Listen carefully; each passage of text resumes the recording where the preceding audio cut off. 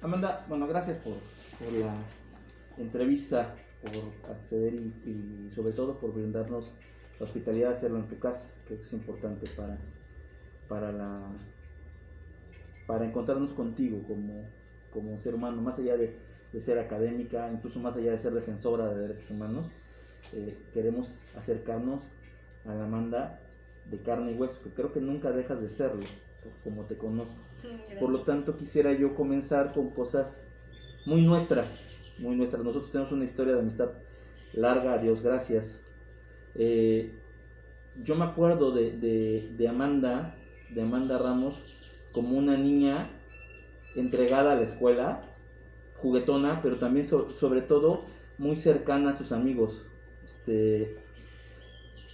¿Cómo era esa niña? ¿Cómo tú te recuerdas en el anglo francés o allá en la Ciudad de México? ¿Cómo recuerdas tu infancia? Sí, pues yo tuve una infancia muy, muy afortunada, ¿no? Muy feliz. Como comentas, recuerdo cuando íbamos juntos en la primaria. Y pues fue una época también de dificultades, en el sentido de crecer en un ambiente, pues como hasta la fecha, machista, ¿no? Aunque en mi familia, digamos que hay pues una educación más progresista, ¿no? No dejamos de estar en una sociedad bastante conservadora, bastante machista, y entonces en ese sentido me acuerdo de ser a veces leída como grosera, respondona, ¿no? Rebelde. ¿Por qué te fuera extraña a tu familia, claro? Sí, sobre todo, aunque también en la familia, ¿no? Entonces sí, había como esa idea pues de no sumisión, un poco, esa lectura de cómo era yo de niña. ¿Alguna anécdota específica que recuerdes de eso? Recuerdo, ya no tan niña, recuerdo como por la secundaria, tal vez, ajá. Una maestra de inglés, que yo estaba preparando una exposición y era sobre el zapatismo, ¿no? Por ahí de finales de los 90, principios de 2000. ¿Estabas en qué nivel? Tercero secundaria o primero de prepa, más o menos por ahí. Y la maestra nos dijo, expongan el tema que quieran. Y yo escogí en inglés, ¿no? Porque el chiste era hablar en inglés. Claro. Y entonces escogí hablar sobre el zapatismo. Y entonces la maestra me empezó a como interrogar, ¿y tú por qué te interesas en eso? Y tú no eres de aquí, ¿verdad? Porque la gente de aquí de Orizaba no se interesa en eso. O sea, como que tú dices cosas que la gente de aquí no dice, ¿no? Y yo así como, pues sí soy de aquí, ¿no? Y aquí me crié, pero no sé, como que tampoco tenía muchos elementos para argumentarle por qué. Pero sí, ella me hacía como muchos señalamientos, que eres como rara, ¿no? Eres rara por interesarte en cosas sociales. Ajá, con relación digamos, a lo que se interesaban otras jóvenes, otras adolescentes, ¿no? De mi edad, aquí, en la región. A ver, dices que a esa edad, pues seguramente 12 años, 13 años, por el grado académico que mencionas, no tenían muchos argumentos para contestarle. Hoy posiblemente ya los tengas, o seguramente ya los tienes. ¿Qué le dirías? ¿Qué le diría a mi maestra? Porque una niña de esa edad se interesa en temas como zapatismo. Ajá, pues mira, por una parte en mi generación fue un acontecimiento que nos marcó muy fuerte, ¿no? Por otro lado, yo estudié en una escuela religiosa, y en esta escuela nos invitaban a hacer en Semana Santa las misiones, ¿no? Y entonces esa experiencia para mí fue como una sacudida, en el sentido de identificar todos los privilegios, todas las condiciones de vida, pues eso, privilegiadas en las que yo vivía, y que no toda la gente a mi alrededor, no toda la gente en la región donde yo vivía, pues vivía así, ¿no? Yo lo tenía como muy normalizado, mis amistades y demás. Entonces fue una manera, esto de las misiones, de acercarme a la desigualdad, a la injusticia, ¿no? Y el zapatismo en todas sus comunicados, expresiones, pues en ese momento era básicamente en el periódico, ¿no? Sí, más en el periódico. daba respuesta a algo de eso que yo había visto en las misiones, ¿no? Entonces creo que por ahí iría la respuesta a la maestra, ¿no? Ajá, en el sentido de pues no me gustan las injusticias que veo a mi alrededor, no me gustan las injusticias que ahora estoy viviendo, y en ese sentido pues me intereso por este movimiento social y por otros. ¿Te sentías identificada con el movimiento? Sí, ajá, con el zapatismo. También ya después en la maestría descubrí una conexión como más profunda, más tal vez familiar, ¿no? Que tiene que ver con la historia de mi bisabuela. Uh-huh. Mi bisabuela era una mujer nahuablante de Puebla, y en el contexto de la revolución pues ella tuvo que salir de su pueblo, ¿no? Que salvarse. Y migrar a una zona pues más, primero a una zona más urbanizada en Puebla, y después a la Ciudad de México. Y entonces pues ella enfrentó ese racismo, esa discriminación, ¿no? Esa ¿cómo se dice? Exclusión, ¿no? Por hablar el idioma que hablaba, por venir de donde venía. Pero todo esto tú lo sabías de pequeña o lo fuiste estudiando? No, ya lo descubrí hasta la maestría. Uh-huh. Ajá, hasta la maestría. Y entonces ahora, en esta reflexión personal que pudieras llegar a hacer, ¿cómo crees que se entremezcla algo que no sabías a edades de muy pequeña, para que en esa etapa de infancia tú te involucres con estos temas? Sí, pues yo creo que algo nos conecta, ¿no? Nuestras historias familiares, las sepamos o no, de manera consciente o inconsciente, pues en la búsqueda de lo que queremos ser, a lo que nos queremos dedicar, ¿no? En la infancia, en la juventud, pues nos va encaminando, nos va orientando a atender esas conexiones familiares, esas, pues no sé si deudas, dolores, heridas, ¿no? Pendientes familiares. Entonces justo fue en la maestría, al escuchar a otra investigadora, ¿no? que estaba haciendo su trabajo de maestría, y ella pues compartió también una parte de su historia familiar, y yo dije, ¿qué será de mi historia familiar que me conecta con esto que estoy investigando? Y pues ya, así como identifiqué, ¿no? Esas conexiones. Entonces, esta forma de ver el mundo desde pequeña, de la necesidad de estar cerca de la gente que necesita, como lo vienes platicando, pues digo, el hecho de hacer una exposición de inglés, que podríamos pensar no tiene nada que ver con lo social, sino solamente con lo académico. Esta forma de ver el mundo entonces te lleva a querer estudiar tu licenciatura. Sí. ¿Antropología? Antropología social. Sí, justo, apenas platicaba con Anabel, con una amiga. Ajá, sí. Y le decía, ¿cómo llegaste? O sea, ¿qué pasó en tu orientación vocacional, ¿no? Sí. Para escoger lo que escogiste. Entonces yo le decía, bueno, esto de las misiones, ¿no? Definitivo fue algo así que a mí me marcó muchísimo, a decir, yo quiero seguir trabajando en esto de las misiones, pero profesionalmente no sé qué se hace, ¿no? Para poder seguir trabajando en algo así. Y convertirse en religiosa, conocí y no se me antojaba. No se me antojaba. Entonces, un maestro de la preparatoria, que era psicólogo, nos daba orientación vocacional. Y me acuerdo que nos hacían los exámenes estos, ¿no? De para qué eres bueno, tu perfil y no sé qué. Y yo en todos sacaba 6. O sea, como que a todos les salía, vas a sacar 9 o 10 en el área que eres bueno. Y yo todas 6, matemáticas 6, económico-administrativa 6, sociales 6, humanidades 6, ¿no? Todo. Y entonces me decía el maestro, qué raro que te salga esto, ¿no? ¿Por qué? A ver, ¿a ti qué te gustaría, no? Así como eso, ¿a ti qué te gustaría? Y yo, pues a mí me gusta mucho lo que hacemos cuando vamos a las misiones. Y yo quiero seguir haciendo pues ese trabajo comunitario, ese trabajo social. Mira, y entonces ya me sacó así una serie de folletos. Y ya venía sociología, trabajo social, antropología, psicología, ¿no? Eran como las áreas. Y justo también coincidía que yo leía en los periódicos el activismo que se hacía en la Escuela Nacional de Antropología e Historia, que fue donde yo estudié. Y entonces ya después de revisar como la información de las distintas carreras, de las opciones, ¿no?, que había para estudiar antropología social en ese momento, pues ya vi que la ENA era el lugar donde yo quería estudiar y pues fue así como llegué allá.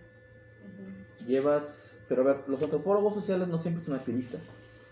Los antropólogos a veces solamente se dedican a investigar y escribir y para el digo, tenemos muchos activistas que tienen este perfil, pero tú sí te defines como activista y específicamente te defines como feminista. ¿Dónde está el brinco, dónde está el clic para ser una académica, una persona que quiso estudiar una licenciatura específicamente para hacer el análisis social, a tener acción? Porque el activismo es eso. ¿Cómo brincas ahí? Pues yo creo que mucho tuvo que ver digamos, el activismo que se hacía, que se hace todavía en las universidades en general y sobre todo en la Escuela Nacional de Antropología e Historia, ¿no? La ENA es una escuela muy politizada, no en el sentido partidista, sino en el sentido de preocuparse por... Sí, política es hacer el bien, ¿no? O sea, ajá, el bien preocuparse común, por el bien común, exacto. Entonces la ENA, cualquier movimiento social que tú identifiques, cualquier proceso de defensa, de lucha por los derechos de las mujeres, por el territorio, por los pueblos originarios, va a haber alguien de la ENA ahí participando, ¿no? Porque pues justo la antropología nos lleva a darnos cuenta, ¿no?, de pues realidades, de condiciones de vida difíciles, ¿no?, de pues lo que ya decía hace rato, situaciones injustas y sobre todo elementos para entender por qué eso sucede y dónde tendrían que estar los cambios, ¿no? Dónde tendrían que estar. Y eso puede, o sea, no digo que solamente sea como una alternativa, hay quienes escogemos el activismo, pero hay también quienes definen participar más en la vida política gubernamental, ¿no? De volverse funcionarios públicos y desde ahí tratar de generar pues algún tipo de cambio, ¿no? Entonces, en mi caso, pues fue el activismo. A mí me tocó en el año 2001. Yo estaba estudiando todavía la carrera y fue la Marcha por el Color de la Tierra en ese año y los zapatistas se quedaron ahí en la escuela, ¿no? Se quedaron en la ENA, nos tocó recibir a los zapatistas, nos tocó recibir a integrantes del Congreso Nacional Indígena, todos los salones se convirtieron en dormitorios, en bodegas para guardar alimentos. ¿Cómo marca esta actividad, esta acción en tu vida profesional? Digo, me quedo de repente pensando que el LZLN ha estado en tu vida, porque incluso tú después te fuiste a Chiapas a trabajar de cerca con ellos, ¿no? Entonces, ¿cómo es que marca el hecho de que lleguen a tu escuela, a tu alma mater, y se queden ahí y tu escuela de repente se convierta en un albergue? O sea, ¿qué te dijo a ti en ese momento? Así gigantes de arroz, ¿no? Pues tocaba hacer otras cosas, pero que finalmente esa parte era muy necesaria para lo que los compañeros zapatistas, lo que el CNI estaba exigiendo en ese momento, que era el cumplimiento de los acuerdos de San Andrés, ¿no? Que era una apuesta por la transformación profunda de nuestro país a través de la modificación de la Constitución, ¿no? Entonces, digamos que eso era lo importante, pero para que eso sucediera, pues había que lavar y había que barrer y había que, ¿no? Entonces, creo que esa fue como algo, una caída de 20 en mi caso, de decir, pues desde donde estés se puede aportar a la transformación social, ¿no? Por un lado. Por otro lado, después, ya visitando allá las comunidades zapatistas, conocer los proyectos de autonomía que hay en torno a la salud, a la educación, ¿no?, a la justicia. Y yo específicamente me interesé en la cuestión de la educación. Entonces, pues hubo la posibilidad de trabajar en una de las escuelas autónomas, ¿no? A mí me tocó trabajar con jóvenes de entre 12 y 14 años más o menos, que les tocó el momento de la guerra y de ser desplazados, y entonces digamos que en el momento donde socialmente es aceptado que ellos aprendan a leer y escribir, ellos no pudieron hacerlo, ellos y ellas no pudieron hacerlo, entonces se quedaron como pues sin esa habilidad, ¿no? Sin esa competencia de saber leer y escribir, y ahora que ya podían, ya no querían porque les tocaba ir con los chiquitos, ¿no? O sea, con los niños de 5, 6, 7 años, ¿no? Que es la edad donde socialmente está aceptado que se aprenda a leer y escribir. Entonces ellos no querían, pues porque se sentían niños y en ese momento ellos ya se sentían adolescentes, ¿no?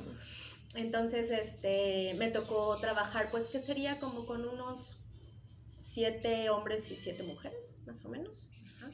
En ese proceso, ¿no? De alfabetización. Y también fue una experiencia muy significativa porque resulta que lo que yo quería hacer ahí en mi contexto era una habilidad y una competencia sumamente importante, sumamente también, ¿cómo se dice? Reconocida, ¿no? Con un reconocimiento social muy importante de donde yo venía, de mi contexto. Y en ese entorno, pues no. O sea, era como que si sabes leer y escribir, pues te ayuda, ¿no? Claro que es importante y tal, pero si no sabes leer y escribir, igual sobrevives, ¿no? Igual vas a comer, igual, ¿no? En cambio, si cosas que yo no sabía, si no sabes cortar leña, si no sabes echar tortillas, si no sabes piscar, si no sabes sembrar café, maíz, etcétera, pues te mueres, ¿no? No sobrevives. Entonces, eso también fue como muy, muy importante, en el sentido de darme cuenta, por una parte, que esta arrogancia que suele transmitir la academia, ¿no? De ir a un lugar a enseñar, ¿no? A dar, ¿no? Como siempre en este rol de protagonista, de superhéroe, o superheroína, ¿no? De salvador, y etcétera, de misionero, etcétera. Pues se desdibujó, se cuestionó profundamente y lo agradezco infinito, ¿no? Esto me hace recordar, alguna vez platicando, no ubico si cuando fuiste a presentar tu libro allá con José Lauzzi o en una plática entre chelas, tú manifiestas esto, que para poder aportar algo a una comunidad, lo primero que hay que hacer es escuchar antes de llegar a decir qué es lo que hay que hacer. Sí, eso fue como uno de los principales aprendizajes allá, ¿no? Ponerse más bien en el lugar de aprendiz, ¿no? De escucha, de alguien que se interesa por lo que sucede en ese lugar, ¿no? Antes de, pues es que de verdad en la escuela y en la academia nos enseñan mucho todo lo contrario, ¿no? Por eso yo insisto mucho en esta arrogancia. Y no es fácil quitársela porque tiene que ver también con, pues finalmente la formación profesional es la construcción de una identidad, ¿no? Personal, y entonces pues implica cuestionar esa identidad que está muy ensalzada socialmente, ¿no? Entonces sí me parece como muy importante ese aprendizaje. Y también al regresar, ¿no? Ya después yo estuve trabajando ahí un tiempo, y al regresar y retomar los estudios, ¿no? Retomar, digamos que lo que fui a hacer allá fue trabajo de campo, pero entré en crisis de si sirve o no sirve lo que estoy estudiando, para qué estoy estudiando esto, qué hago, ¿no? A después encontrar, bueno, lo que estoy estudiando, qué puede aportar, ¿no? A lo que me tocó hacer allá, aprender allá y tal. Y así fue como ubiqué como este lugar político, de este lugar también de transformación social que puede tener el trabajo académico, ¿no? Que puede tener la universidad, que puede tener la investigación dentro o fuera de la universidad, que puede tener la formación, ¿no? Entonces, pues eso, por un lado como bajarle 1000 rayitas a la arrogancia académica, y por otro lado ubicar, bueno, pero de lo que sé hacer, ¿qué puede servir? ¿No? ¿Qué puede funcionar? Y también hay muchísimas herramientas en el trabajo con ONGs. Las organizaciones no gubernamentales tienen una serie de competencias profesionales útiles, prácticas, ¿no? que digamos que conjuntan este activismo de forma que no el activismo se quede solamente en hacer, sino que también posibilite la reflexión, posibilite la construcción de conocimientos, ¿no? Posibilite el fortalecimiento o la reconstrucción del tejido comunitario, ¿no? Entonces, afortunadamente, pues también puede trabajar en una organización no gubernamental que es el Centro de Derechos Humanos Fray Francisco de Vitoria. Y pues eso. Oye, hablando justamente de ese activismo, a lo largo de tu vida has tenido acompañamiento con Defensa de la Tierra, aquí por ejemplo, Tuxpanguillo, en el Valle de Tuxpango, acompañar muy de cerca al colectivo de familias desaparecidos del Estado de Córdoba, algunos otros también, acompañar también así, creo que hasta comer en sus mesas con mujeres indígenas de Huatlancillo que han sido agredidas por gobiernos municipales. Todo este trabajo que viene, que ahora por todo lo que venimos platicando es parte esencial de tu vida, porque así entiendes la vida, de la búsqueda del bien común. ¿Cómo se mezcla con tu trabajo en la Universidad Veracruzana? ¿Cómo permitirse ser activista y estar sentada en la academia? Sí, pues justo ayer platicábamos con colegas que quieren fundar otra universidad, ¿no? En otro intercultural, en otro estado de la República, y decíamos, pues es que en gran parte hay que hacer activismo académico, ¿no? O sea, hay que hacer de la academia, hay que llevar, utilizar todo lo que puede, todas las herramientas, alianzas, autoridad moral que aún tiene la academia, ¿no? Para la transformación social, para el bien común, para la vinculación comunitaria, ¿no? Como la llamamos en UBI. Y en ese sentido, pues a mí me parece que por una parte la investigación, ¿no? Finalmente, como dice la frase, ¿no? Que pueda sonar trillada, la información es poder, y sí, ¿no? La información, la formación es poder. Y entonces, en ese sentido, pues tenemos una responsabilidad muy grande de llevar esa información, de construir esa información, de visibilizar esos conocimientos, toda esa información donde no está, ¿no? Donde menos llega, donde es más difícil, donde menos se conoce, donde no hay señal de internet. O sea, creo que ese es un posicionamiento muy necesario de la universidad, porque digamos que como está estructurada desde su origen hasta ahora, es pues una generación de conocimiento especialista, ¿no?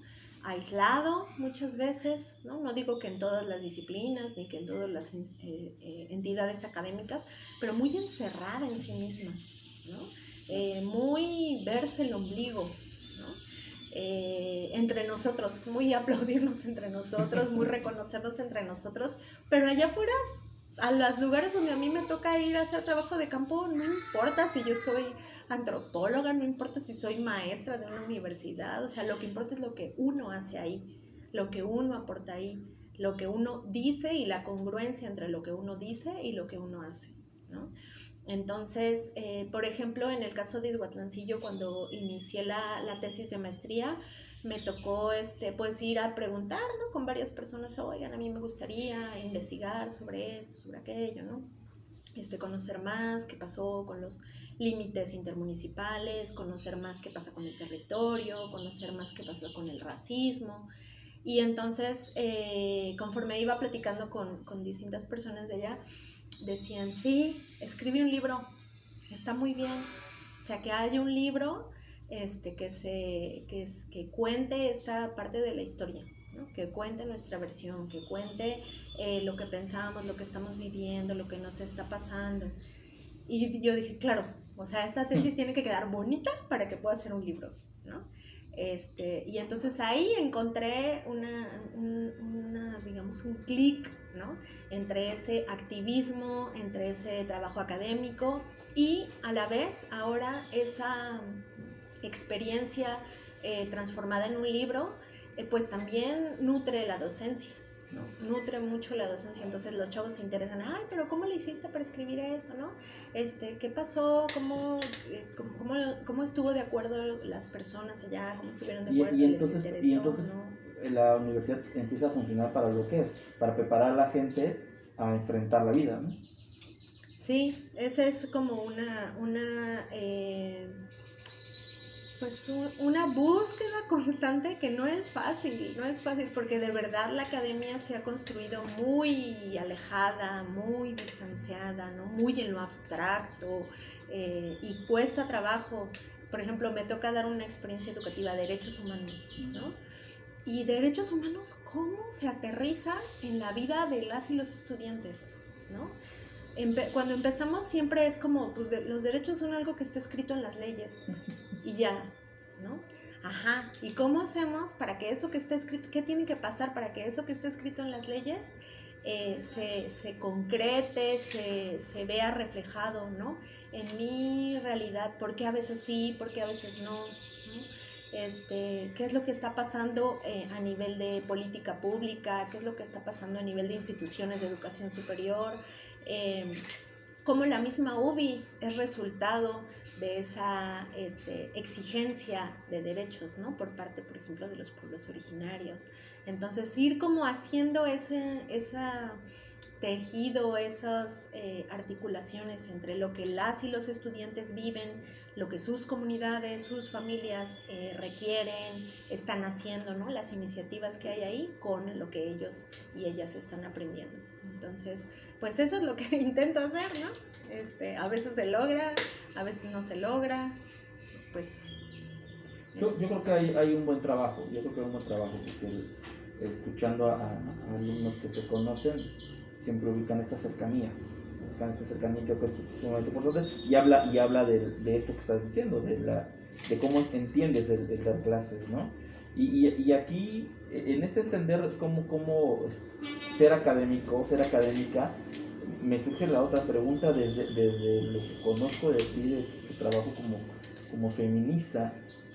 Se ha trabajado mucho para que la Universidad Veracruzana sea un espacio seguro para todas y todos. ¿Qué nos falta? Específicamente el rubro de cuidado de la seguridad de las mujeres dentro de la Universidad Veracruzana. Y lo pregunto justamente porque eres feminista y porque llevas años trabajando para esto. Pues yo lo que identifico, no solo yo, sino en diálogo con otras compañeras, es varias cosas. Las formas de relacionarse y lo que permitimos, lo que nos tocó vivir, lo que identificamos también como correcto e incorrecto. Generaciones pues ya más grandes, ¿no? 40, 50, 60, 70 años, ¿no? Que los chicas que están estudiando ahora su carrera, ¿no? 18 a 24, 25 años, ¿no? Entonces hay una ruptura ahí fuerte, generacional, intergeneracional, ¿no?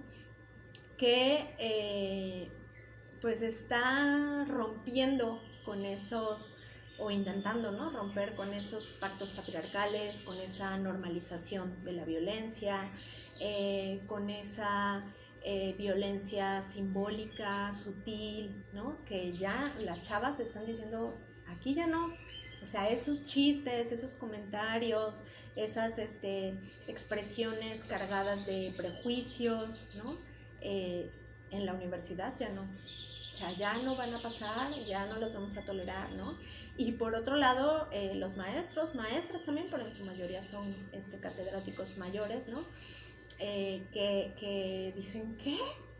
O sea, es como un cambio de paradigma súper fuerte, ¿no? Que no logran identificar que eso que tenían tan normalizado, que eso que incluso puede ser estructural en su identidad masculina, pues ya no va más, ¿no? Entonces ahí hay un trabajo importante que hacer que creo que está relacionado con esta idea de arrogancia académica que hablaba yo antes, ¿no? Entonces, en la medida en que la universidad también se vaya transformando, vaya como dando prioridad al trabajo de base, al trabajo comunitario, al trabajo social. La misma realidad nos va a ir demandando esa transformación, ¿no? Por un lado. Y hablo no solamente de la violencia de género, sino de la discriminación, del racismo y de la violencia en general, ¿no?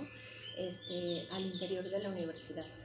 Específicamente con el tema de la violencia contra las mujeres, la violencia de género, creo que algo que nos hace falta es mucha sensibilización y mucho trabajo preventivo, ¿no?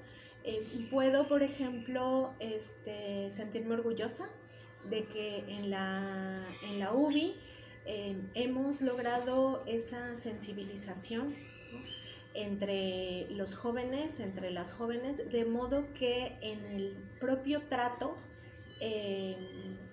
se van desactivando, ¿no? No sé si has visto una imagen de la pirámide de la violencia, ¿no? Y cómo pues las expresiones de violencia, digamos, más fuertes, más directas, ¿no? Como puede ser la violencia física, ¿no? La violencia verbal, incluso están sostenidas, ¿no? En chistes, en comentarios, ¿no? En estructuras que normalizan la violencia. Entonces creo que trabajar en esa parte cultural, en esa parte del trato cotidiano, del día a día, es muy importante, porque lo que estamos atendiendo es lo que pasa si no hacemos eso, ¿no? Que son los casos de hostigamiento, de acoso, ¿no? Y eso, atender los conflictos cuando ya están en ese nivel es mucho más costoso, es mucho más doloroso, ¿no? Hay que hacer una inversión de energía, de tiempo, de recursos, de emociones muy fuerte, que pudimos haber detenido si no hubiéramos tolerado todo eso que nutrió, ¿no? Esa expresión de violencia, pues más frente a la cual es difícil ya conciliar, es difícil ya establecer límites, ¿no? Frente a la cual pues muchas veces hay unas rupturas pues ya más fuertes. Trabajar la prevención desde la concientización. Sí, creo que por ahí, o sea, hay mucho trabajo que hacer y en ese sentido muchos recursos, ¿no? Porque la formación no es de un taller, ya platicamos y bueno, ya va, ¿no? O sea, si llevamos tantos años aprendiendo a vivir en una cultura patriarcal, pues necesitamos esos mismos años para desaprender esa cultura patriarcal, ¿no? Para aprender el buen trato, para aprender la cultura de paz, para aprender la cultura de derechos humanos, para aprender a relacionarnos así entre hombres y mujeres, ¿no? Entonces, pues eso, no es sencillo, requiere inversión de tiempo, de energía, de recursos, de ¿no? ganas. De ganas, de interés, ¿no? También, ajá. Entonces eso, creo que ahorita es un momento también coyuntural importante porque, por ejemplo, hay una recomendación de la Comisión Nacional de Derechos Humanos específica para instituciones de educación superior que nos está exigiendo, ¿no? Que hagamos este trabajo tanto preventivo como de atención de casos, ¿no? Está también el Programa Nacional de Igualdad, que pues es desde ahorita hasta 2024, ¿no? Se está trabajando ahora el plan rectoral. Entonces, si todas estas acciones que estamos y estrategias que estamos identificando son necesarias para prevenir y atender la violencia de género, pues es un buen momento para hacerlo. Amanda, muchas gracias por tu tiempo. Sí, gracias a ti.